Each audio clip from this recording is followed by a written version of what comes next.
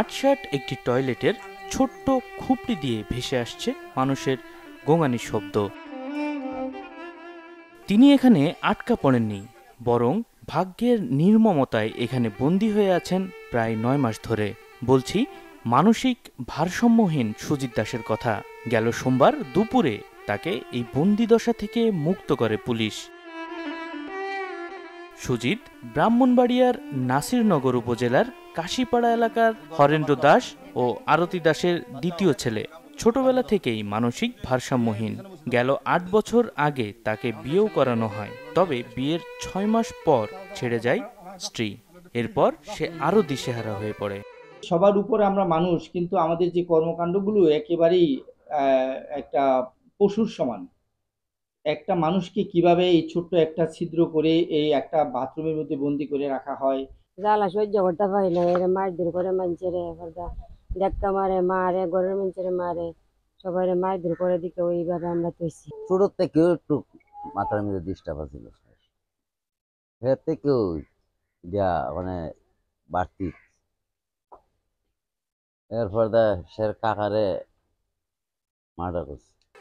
দিন দিন বাড়তে থাকে তার অস্বাভাবিক আচরণ। পরিবারের দাবি, এলাকার মানুষের নিরাপত্তার কথা চিন্তা করেই সামাজিক ও পারিবারিক নিরাপত্তার স্বার্থে প্রায় ৯ মাস আগে ঘরের পেছনের একটি টয়লেটে তাকে তালাবদ্ধ করে রাখা হয়। এমনি আমরা বাবা রাখছি যত্ন, কত লোকটা আলো বাতাস কেন হাইছে নিজে আমার সেটা কষ্ট দেয়। তখন আলো বাতাস দিম ওখানে খারে গায়ে আবার মারালা, সে তো এই সামাল দিম কেমনে একটা ফুটে উড়ে ৯টা মানুষ খাওয়াইয়া, তখন কি ফুটে এই মানুষের খাওয়াইবো না বাইরে জ্বালা যন্ত্র সহ্য করবো। কেউ তো বাবা মানিয়ে নিত, কেউ মানলে কেউ মানিয়ে নিব। ওখানে তো ছেলে দেখা কানে লোক সারো সারো, তখন আমরা কইছি সারতাম দেন, ওখানে আবার কোনো সমস্যা করে তো ওখানে যা দায়িত্ব আমরা নিবাই। গেল ২৯ এপ্রিল দুপুরে স্থানীয় এক ব্যক্তি টয়লেটের নিচের ফাঁকা অংশ দিয়ে সুজিতকে দেখতে পান। পরে পুলিশকে খবর দিলে পুলিশ এসে সুজিতকে উদ্ধার করে চিকিৎসার জন্য ব্রাহ্মণবাড়িয়ায় একটি পুনর্বাসন কেন্দ্রে পাঠায়।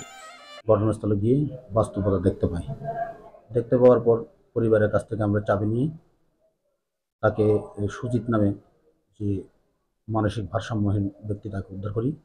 ওই গরমে বন্দি অবস্থা থেকে উদ্ধার করার পর কর্তৃপক্ষ আমাদের অফিসার ইনচার্জ মহোদয়কে অবহিত করিয়া তাকে চিকিৎসা এবং মানসিক ভারসাম্যহীনার যে সুস্থতার জন্য নাসিরনগর থেকে আমরা ব্রাহ্মণবাড়িয়া সদরে তাকে প্রেরণ করি।